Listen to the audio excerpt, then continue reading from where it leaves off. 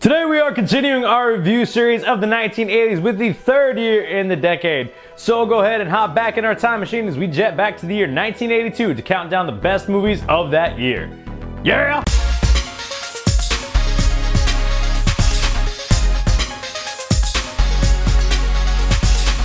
What's up, everybody? Welcome back to Cinema Sermons. My name is Kevin, and today we are continuing our top 10 review series of the 80s, and this time we are hitting the year 1982. I actually saw a meme on Instagram or Facebook or something like that where it was like a newspaper clipping, and it was showing all the movies that were playing just that weekend. Like Rocky 3 and E.T. were on the same weekend.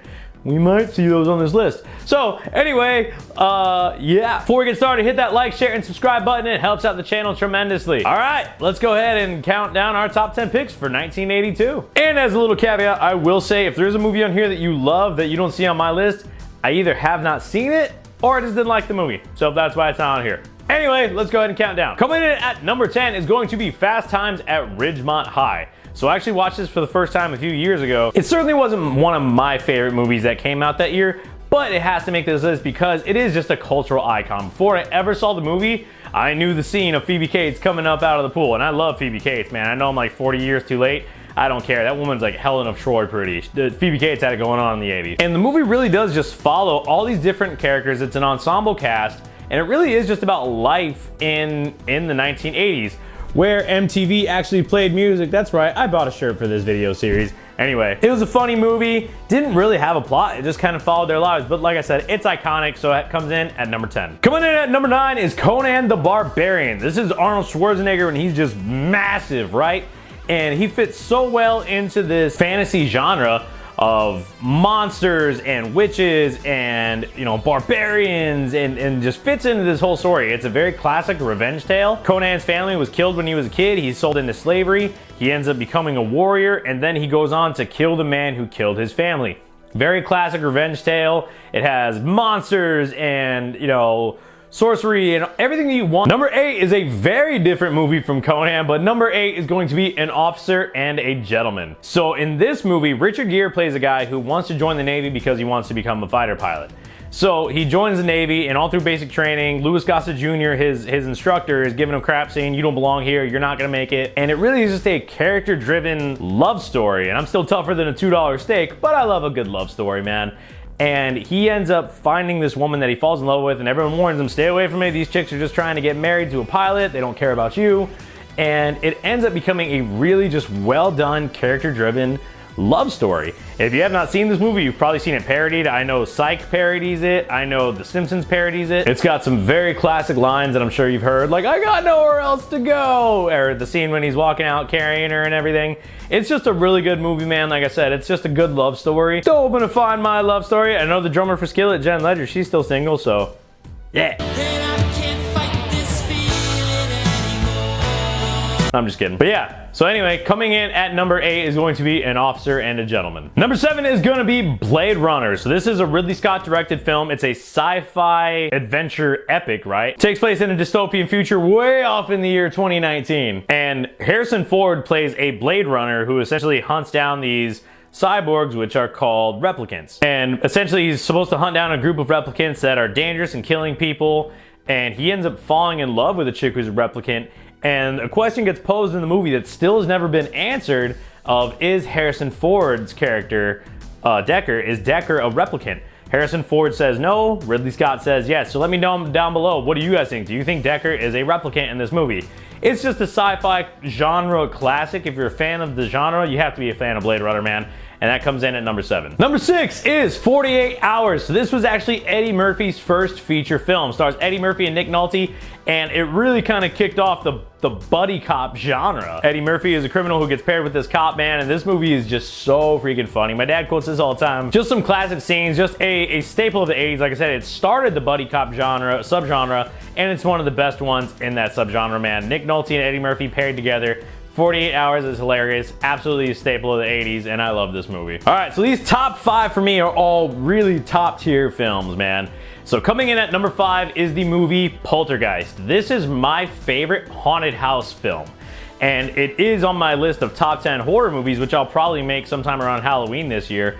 This movie is so good. He used practical effects. Again, it's just a cultural icon. Eddie Murphy references it in his stand-up Delirious. Again, I'm sure if you haven't seen the movie, you've seen it parodied. This movie was a smash hit. And it's technically directed by Tobe Hooper and produced by Steven Spielberg, but a lot of people think that Steven Spielberg secretly directed this movie.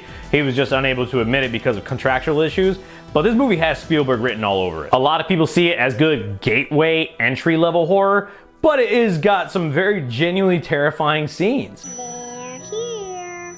From the pool scene to the clown to the kids getting sucked into the closet, man, this movie is genuinely terrifying. And especially if you're a family person, a family man or a mother or a father, the idea of one of your kids being in danger and you can't help them is terrifying. But like I said, I think it's only rated PG-13. A lot of people see it as a good gateway entry horror film. This is just a well-made movie, and for the most part, it has a really happy ending. Like I said, this movie was a smash hit. If you have not seen the movie, you've seen it parodied, and it comes in at number 5. Number 4 is going to be John Carpenter's The Thing. This is John Carpenter's interpretation of A Thing from Another World, or The Thing from Outer Space, rather, that came out in the 50s. It's not even really a remake. This movie did not do well when it came out, but when it was released on VHS and home video, it ended up finding a new life, and now it is finally regarded for the masterpiece that it actually is. The practical effects are unparalleled in this film. If you're squeamish, don't watch it. This movie's intense. This group of scientists in Antarctica, they find this dog, and this dog ends up turning into something else. And what this creature is, it's an alien from outer space that feeds off of another living host, and it absorbs that person. And essentially, if they don't take this thing out, it's gonna kill the entire world. And being set in Antarctica, it has this wide open space, but it's so cold you can't go outside the camp, so it creates a sense of claustrophobia. And you don't know if this person is the thing or not, so this sense of paranoia is just present in the whole movie. It's so tense. Some great jump scares, some great intense scenes, and of course a very ambiguous ending between Childs and MacReady, where they're both just staring at each other. The only two left alive. Spoiler alert, sorry. They're the only two left, and they're just telling each other, well, I know it's not me. And they're like, well, I know it's not me. And the movie just ends. And you have no idea if they were both thing, if only one of them was the thing, which one it was, if neither one of them was the thing and somehow they killed it, you don't know. But here they are, left outside in Antarctica, and that's just how the movie ends. It's a terrifying film. James from Dead Meat says that this is his favorite horror movie of all time, and that dude's whole career is horror. So this movie is really well done. It is an absolute masterpiece by John Carpenter. So yeah, it absolutely comes in at number 4. Number 3 for me is going to be the Steven Spielberg smash hit, E.T. the Extraterrestrial. This movie is a movie that everyone since 1982, you know exactly who E.T. is. Again, if you haven't seen the movie, you've seen it parodied. You know E.T., right? This movie was so cool. Watching it again as an adult, but watching my nieces watch it for the first time. I watched it with my mom, my stepdad, and my nieces watching E.T. for the first time, and seeing the wonder on their faces as they're watching this movie, and seeing how genuinely terrified they were when E.T. gets taken by the scientists to get studied, and how excited they were when they escape on the bikes, and then seeing my nieces cry when E.T.'s saying that he's gotta go, but I'll always be right here. Right here. This is just a wonderful, wonderful movie. It's so well made. It is absolutely one of Steven Spielberg's best, which is a crazy thing to say because his filmography is just great. And it just really leaves a lasting impact. It doesn't have a sequel. It's just standalone as E.T. Every kid since 1982 has loved this movie. And it absolutely comes in as one of the best films of probably of the decade, but that's just how good that the 80s was, that it only comes in at number 3 for this year. But again, this is just my list. Doesn't make it the right list, it's just mine. Before I give you my top 2, please hit that like, share, and subscribe button. Again, it helps out the channel tremendously. Coming in at number 2 is going to be First Blood. This is Sylvester Stallone's other iconic character, right? In the 70s, he made Rocky, and Rocky exploded him into superstardom.